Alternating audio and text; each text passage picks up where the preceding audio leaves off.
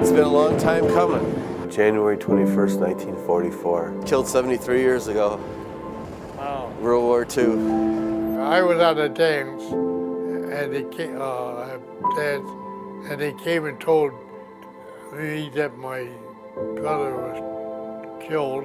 And during Tarawa, as far as Don went, 3 planes went down that day. When I got home, of course, naturally, there was a lot of tears. In Don's plane, apparently there was a doctor from the Army Air Corps. He swam out there, brought the bodies back, and insisted that they be put in boxes or makeshift coffins. My older brother and him went to River Rouge High. My brother Don was in the band, and he was a terrific cornet player.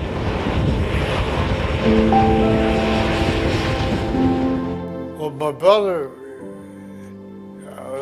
was 1 week from getting his wings, pilot wings, and him and his buddy flew under a bridge.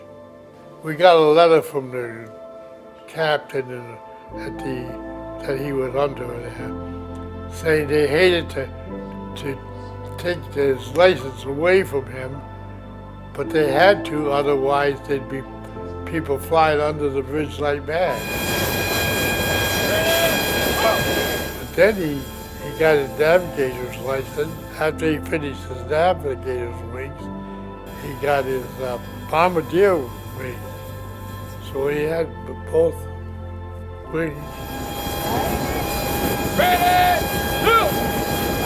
It was probably about, 2 months, over 23, right around there. So, yeah, not that old, that's for sure.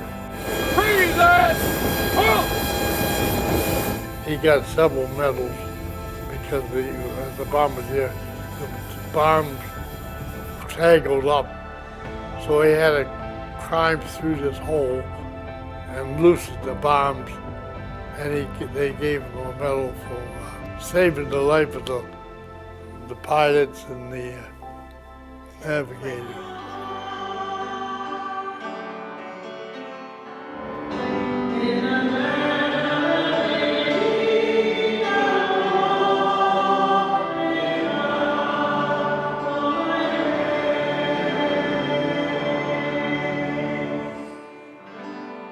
Once we started asking about Don, some of the government records started to get released, declassified. It all started with them breaking up the cement in Tawa and Gilbert Islands. Well, we had a call this summer from a couple people from the Fort Knox, I think it was.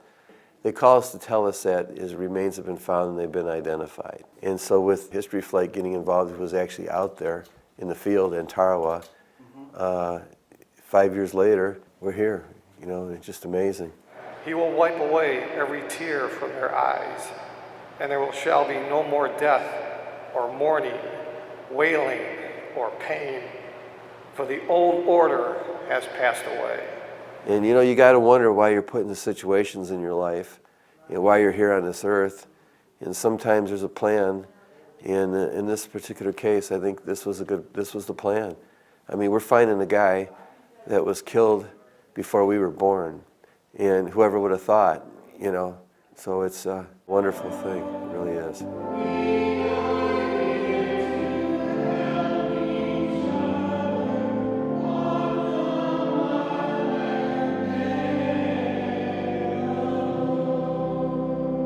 It means a lot because you're giving back something that was taken away from you when you were young, in a relationship that you can only remember, you know. And he's getting all that back now, and I think it's wonderful.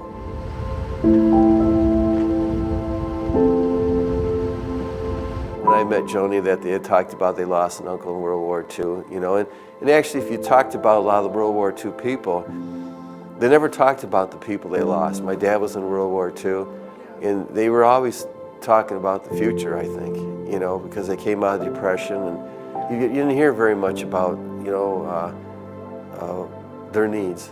You know, their needs were their family, basically. And they moved on. That's why I think they call them the greatest generation.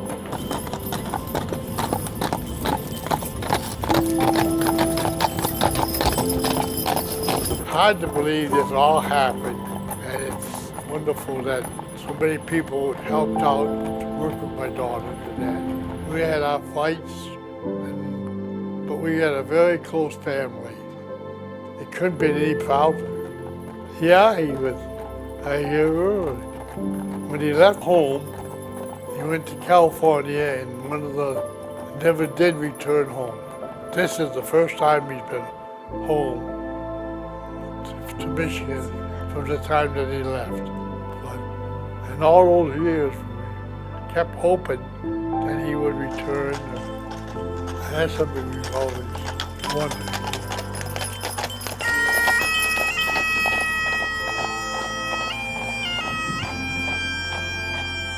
I didn't think, I have to admit, for years I never thought he'd ever come back to Michigan again.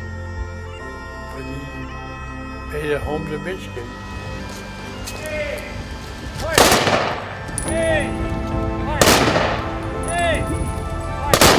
There's a lot of good people out there, people that care. And it's one thing you realize, that there's a lot of people out there that care. So even 73 years later. So it's a wonderful thing, it really is.